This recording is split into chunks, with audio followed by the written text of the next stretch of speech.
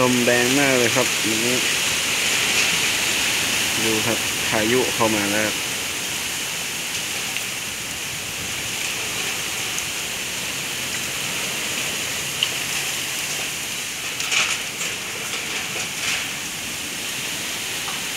กิ่งไผ่ไว้เอ็นพักเอ็นตามกระแสลมในดาดีที่คืนฝน